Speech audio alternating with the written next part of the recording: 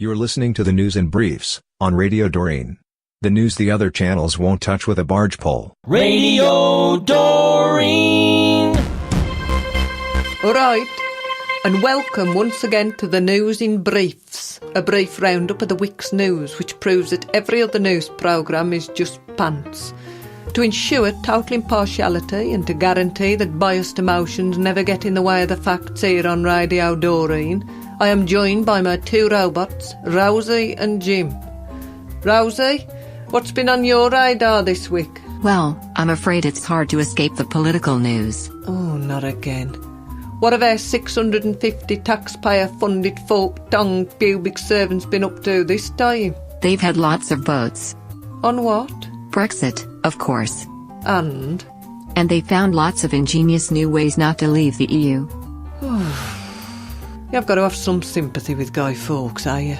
I mean, maybe dynamite was a bit harsh, but I reckon at least a stink bomb's in order. So what have they done? They voted against Theresa May's deal. Yeah, well, to be fair, it was a bag of crap. Yes, but then they voted not to have no deal. Why? Because if they hadn't, yeah, that would mean actually leaving the EU. Right. Then they voted to have more time to think about it. Because 2 years clearly ain't enough. No, you can't rush into these things. Then what? Fuck knows. Rosie, language. Sorry, but I'm made of metal, and even I am getting frustrated. I think they're waiting for enough elderly people to die, or give up, so they don't have to bother. Well, let's move away from politics before our audience also dies of boredom. Jim, what you got for us? Prince Harry and Meghan say they will raise their kid in a gender-fluid environment. Oh, what is that? Gender fluid? Sounds ever so messy. Sounds like you need to keep some kitchen roll handy. It means an environment with a fluid approach to gender. Yeah, that's just the same words jumbled up, love. What does it actually mean? It means they won't impose gender stereotypes on the child. Such as? Well, for example, if it's a boy, they might decide to buy it a doll, instead of a plastic machine gun. Oh, I had one of them when I was a kid. A doll? No, a machine gun, except mine was real. What if it's a girl? Well, if it's a girl, they could make it watch a Rambo movie while building some Lego. Right. Can you stop calling the kid it? They're very nice. What else are we supposed to call it? Baby. Baby kid. Prince Baby Kid. Or princess. Good point.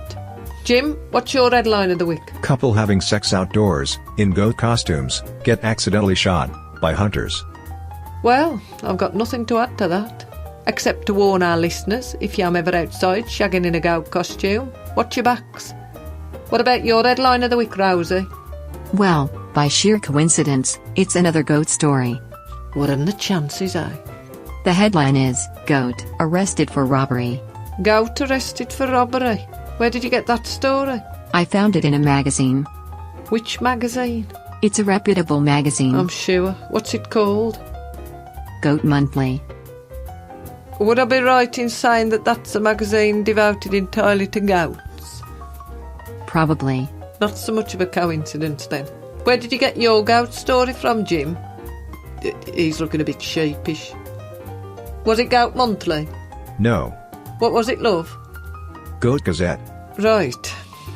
We need to widen our research base in future. Goat stories are a bit of a niche market. Anyway, sometimes a headline may sound a bit soft, like that goat one, but you decide to read on anyway, because you assume it's misleading and that the story will turn out to be sensible. But in this case, it ain't. In fact, the story is even more soft than the headline. Allow me to read it to you, exactly as it appeared in the paper. Police in Nigeria are moulding a goat on suspicion of attempted armed robbery.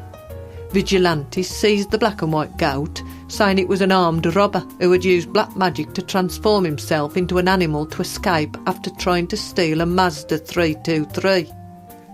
A spokesman for the police in the eastern state of Kwara said, "The goat is in our custody. Vigilantes saw some hoodlums attempt to rob a car. One escaped, while the other turned into a goat." Well, sounds plausible to me.